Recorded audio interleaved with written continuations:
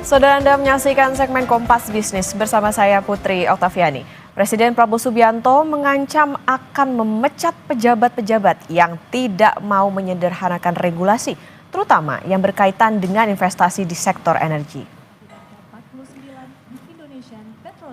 Pernyataan tersebut disampaikan Prabowo saat membuka konvensi dan pameran tahunan ke-49 Indonesia Petroleum Association 2025 atau IPA Convex di BSD Tangerang, Banten. Prabowo meminta lembaga pemerintahan menyederhanakan regulasi serta menekankan prinsip melayani rakyat yang cepat. Ia mengancam mencopot pejabat yang tidak menyederhanakan regulasi hingga berdampak seretnya investasi. Yang tidak mau mensederhanakan regulasi akan saya ganti, akan saya copot.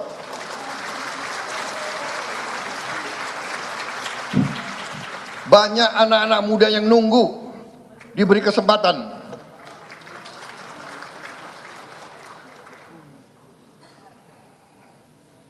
Saya minta dirubah budaya. Kalau bisa dibikin susah, kenapa dibikin gampang? Robah cara berpikir seperti itu. Cara berpikir seperti itu tidak boleh lagi kita biarkan di republik kita yang kita cintai ini, saudara. Berikutnya, saudara, rapat Dewan Gubernur Bank Indonesia 21 Mei 2025 memutuskan menurunkan bunga acuan alias BI rate 25 basis poin menjadi 5,5%. Inflasi dan menjaga kurs rupiah sesuai fundamental menjadi pertimbangan Bank Indonesia menurunkan suku bunga. Bunga acuan yang lebih rendah juga diharapkan jadi angin segar bagi pertumbuhan ekonomi. Pada kuartal pertama, ekonomi Indonesia tumbuh 4,87% atau di bawah target APBN 2025 yaitu 5,2%. Bank Indonesia juga memberi sinyal penurunan lebih lanjut. BI menimbang suku bunga perlu diturunkan untuk mendorong peningkatan penyaluran kredit agar ekonomi mampu tumbuh lebih tinggi. Upaya mempertahankan stabilitas nilai tukar rupiah sesuai dengan fundamentalnya, serta untuk turut mendorong pertumbuhan ekonomi yang berkelanjutan.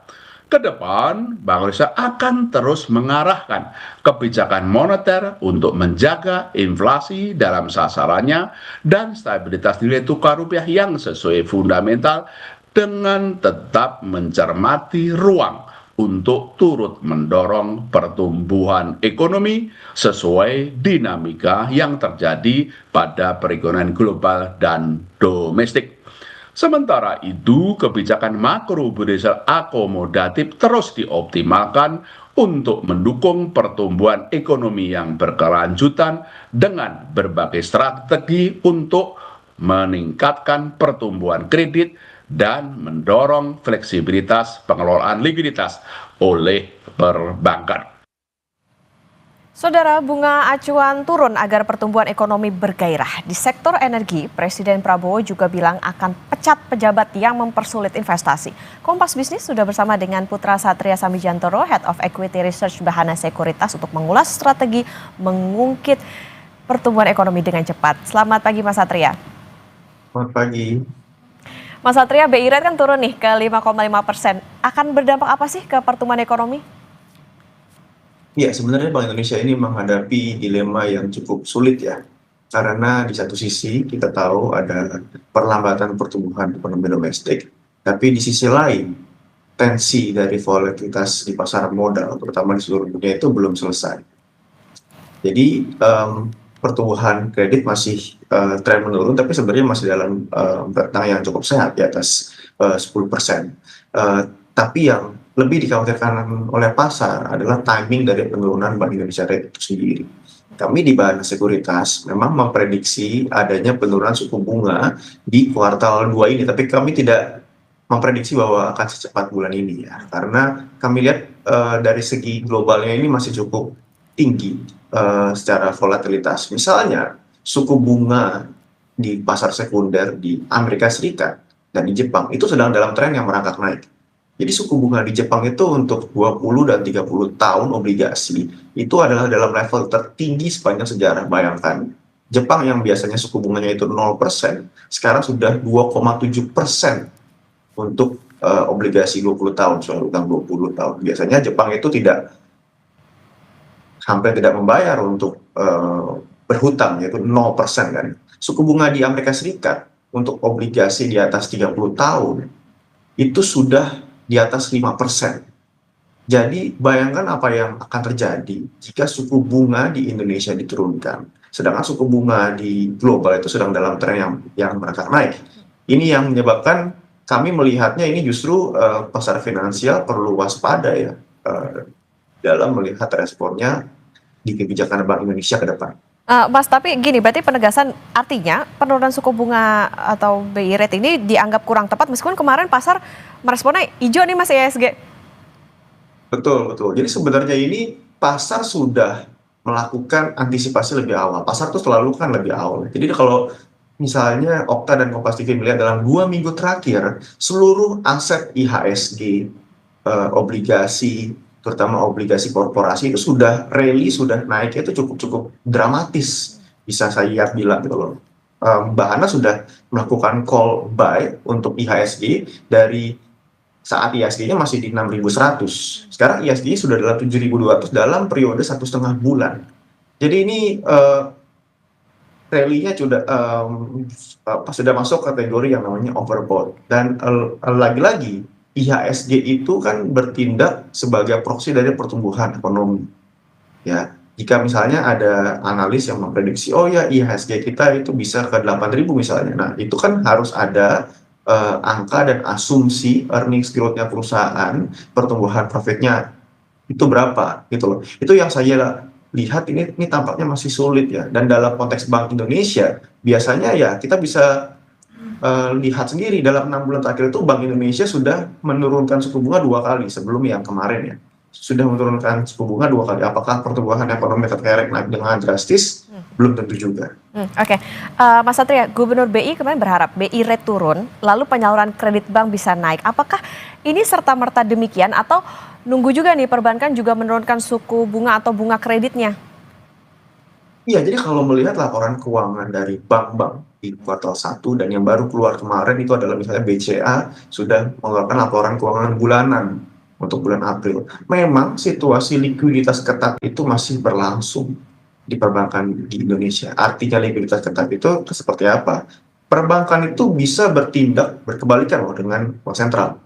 Saat bank sentral menurunkan suku bunga misalnya, tapi perbankan masih menganggap likuiditas itu ketat, perbankan bisa justru malah menaikkan suku bunga deposito dan suku bunga kredit.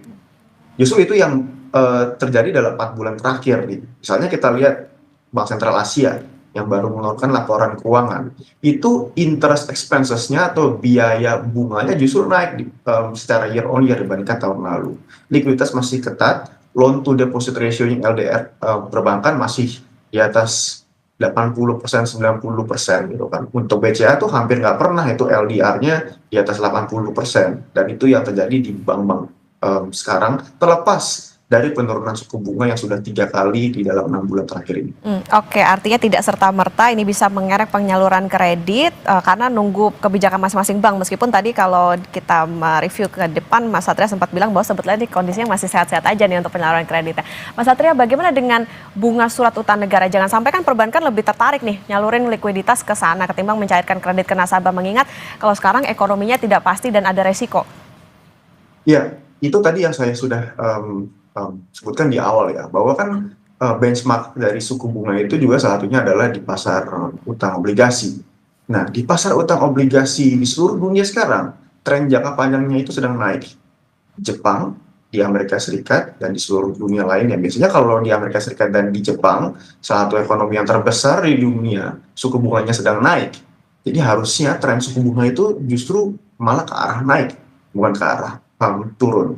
Dan yang saya mau tekankan di Indonesia adalah Indonesia itu secara ekonomi itu bergantung pada fiskal, secara stabilitas bergantung pada moneter. Jadi artinya misalnya nih, kalau misalnya nilai tukar rupiah kita depresiasi lagi ke 16.800 terus atau bahkan 17.000, itu pertumbuhan ekonomi kita juga bisa kena.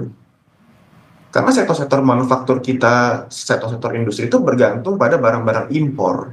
Jadi ini yang menurut kami di Bahana perlu diwaspadai, karena lebih baik misalnya menahan suku bunga atau bertindak waspada dibandingkan nanti gitu ada pelemahan yang substansial di nilai tukar yang ujung-ujungnya bisa berdampak negatif pada pertumbuhan ekonomi. Oke, harus waspada soal keputusan yang diambil oleh Bank Indonesia. Artinya begini Mas Satria, apakah RDG kemarin ini kan sudah menurunkan suku bunga, ini juga jadi sinyal nggak sih akan ada penurunan bunga acuan kembali? Kalau iya terjadi, kapan dan berapa perkiraannya? Iya betul. Nah ini juga satu pertanyaan yang sangat penting nih. Biasanya kan suku bunga itu adalah kalau suku bunga sudah diturunkan, arahnya ke depan ini seperti apa? Terutama dari Bank Indonesia. Bank Indonesia memang di RDG kemarin mensinyalkan bisa ada penurunan suku bunga lanjutan. Namun kami di Bahana Sekuritas dan di pasar modal, saya melihatnya kemungkinan besar belum tentu ada penurunan suku bunga lanjutan lagi di semester 2 tahun ini.